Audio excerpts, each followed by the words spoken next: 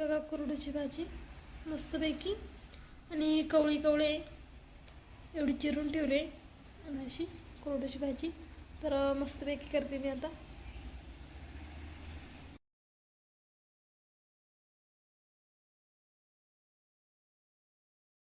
तर एवढं माझी भाजी झाली चिरून कुरडूची आणि एवढं हिंबट जिरा एवढं मेथी आणि घरी थोडासा लोणचं आणलं आहे, आमचं लोणचं संपलं ना म्हणून आणि आळाची पानं तर पातोडं करण्यासाठी।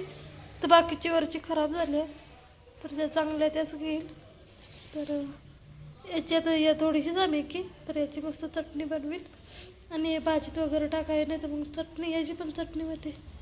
तर चला आपण आता कुरडूची भाजी करून घेऊ। चला आज मस्त कुरडूची भाजीची रेसिपी जायतो। आता तुम्ही तर म्हणजे कालच्या ब्लॉगमध्ये नाही म्हणजे टाकले मी कारण का खूप मोठा ब्लॉग झालेला त्याच्यामुळं आणि म्हणून आता नाशिकला आलो तर इकडे घेऊन आलो म्हणून आता मस्त कुरडूची भाजीची रेसिपी टाकावं। तर मग मस्त चिरून गेली आहे आणि आपलं पाणी तापलं आता मग उमून घेतो।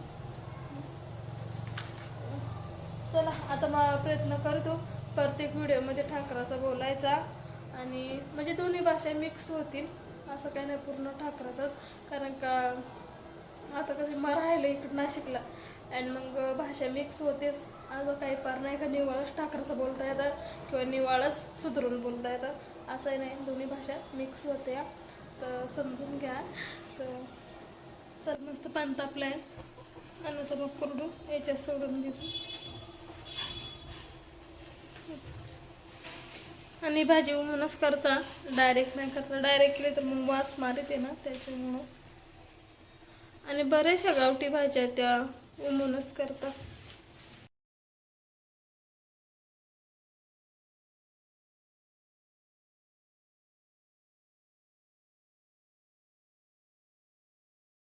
हे बघा एवढं मस्त उकळी आली भाजीला आणि भाजी जास्त शिजवायची नाही राहत, फक्त मोजून 3 किंवा 4 मिनटं गॅसवर म्हणला तर आणि चुलीवर तर 5 मिनटं म्हणजे आपल्याला काही पूर्ण शिजवायची नाही ना ती त्याच्यामुळं जास्त शिजली का मग नाही चांगली लागत तर म्हणून मग थोडीशी कच्चीच ठेवायची।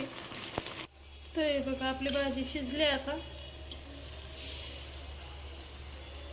बऱ्यापैकी शिजले तर आता गॅस बंद करतो ना। तर आता ही भाजी मग येळून घेतो तर ठेवली चाळण तर पूर्ण भाजी चाळणीत काढून घेतो म्हणजे मग पाणी राहणार नाही आणि थंड झाली का पिळायला बरी।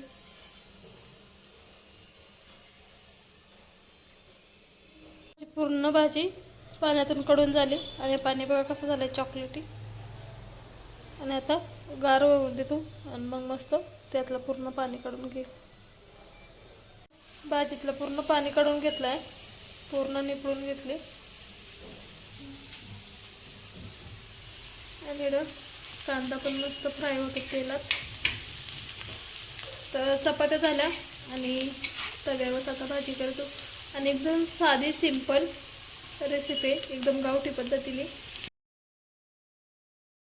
तर हे भाजीला मग जास्त काही मसाला वापरला नाही, फक्त हळद आणि मिरची आणि सगळं मिक्स झाला पण फोडणी देताना कॅमेरा माझ्याकडून बंद राहिला त्याच्यामुळं पुढचा काही व्हिडिओ बनवता आला नाही। परतून झाले आणि आता थोडंसं साईडनं तेल ओतून घेते म्हणजे पहिले वाटलं का परत परतून झालं थोडासा तेल आणि मस्त 2 मिनटं झाकण ठेवून वाफवून घेते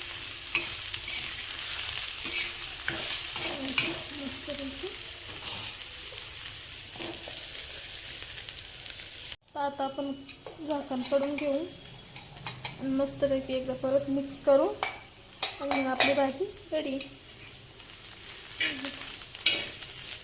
एकदम साधी सिंपल केली आणि गावठी भाज्या जेवढी आपण साधी सिंपल करू ना तेवढी भारी चव येते।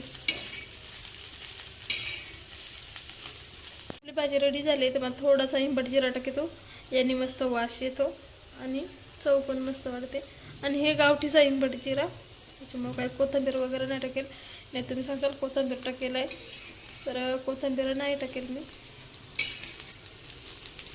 हिंबट जिरा कोणते डाळीत भाजीत टाकला तर लय मस्त चव येते त्याने, त्याला वास आहे ना भरपूर त्याच्यामुळे।